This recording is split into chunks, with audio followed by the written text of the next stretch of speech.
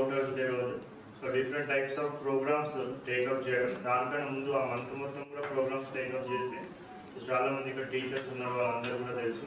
So SA writing competitions కానివ్వండి, elimination competitions కానివ్వండి, quiz competitions కానివ్వండి, ఇవన్నీ కూడా కండక్ట్ చేసి స్టూడెంట్స్కి అందరికీ కూడా సో వాళ్ళకి అవగాహన కల్పించడం, సో ఓటు యొక్క విలువ ఏంటి అనేసి వాళ్ళందరూ కూడా అవగాహన కల్పించడం, సో అదేవిధంగా కాంపిటీషన్స్ కూడా కండక్ట్ చేయడం, ఇవన్నీ కూడా చేస్తూ ఉంటాం.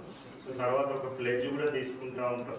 ఎవరైతే కొత్తగా చేరే ఓటర్స్ ఉంటారో సో వాళ్ళని కూడా మనము సన్మానిస్తూ ఉంటాం.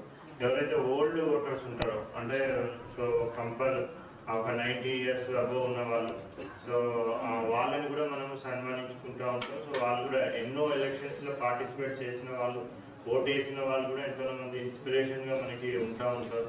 ఓటు హక్కు మాత్రం ఈవెన్ ప్రెసిడెంట్ అయినా కానీ, ప్రైమ్ మినిస్టర్ అయినా, లేకపోతే ఒక బీపీఎల్ ఫ్యామిలీ వ్యక్తి అయినా, ఈవెన్ ఎలక్షన్ కమిషన్ నుంచి ఎంత మంచిగా మనకి రూల్స్ ఉంటాయంటే ఆ హౌస్ నెంబర్ ఏం లేకపోయినా, హౌసే లేదు, ఒక బెడ్రూమ్ ఉన్నాడు, సో ఆయన ఒక ఫ్లైఓవర్ కింద లేకపోతే రోడ్ సైడ్ ఉంటున్నాడు అంటే కూడా ఆయన కూడా ఓటు హక్కు కల్పించాల్సిందే అనేది కూడా మనకు ఎలక్షన్ కమిషన్ నిబంధనలు ఉంటారు. ఎవ్రీ సిటిజన్ ఓన్లీ ఆయన కావాల్సింది ఏంటంటే ఆయన ఇండియన్ సిటిజన్ అయి ఉండాలి.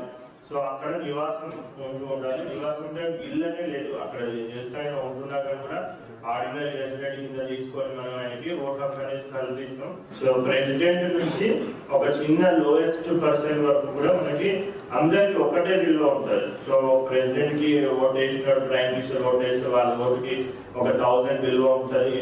నార్మల్ పర్సన్ ఓట్ వేస్తే దానికి ఒకటే విలువ ఉంటుంది అని కూడా లేదు. మనం వరల్డ్ ఎకనామిక్ దీంట్లో ప్లాట్ఫామ్స్ లో చూసుకుంటే కూడా IMF అక్కడ కూడా ఎవరికైతే డబ్బులు ఎక్కువ ఉంటాయో కంట్రీస్ కి వాళ్ళకి నెంబర్ ఆఫ్ ఓట్స్ ఎక్కువ ఉంటాయి.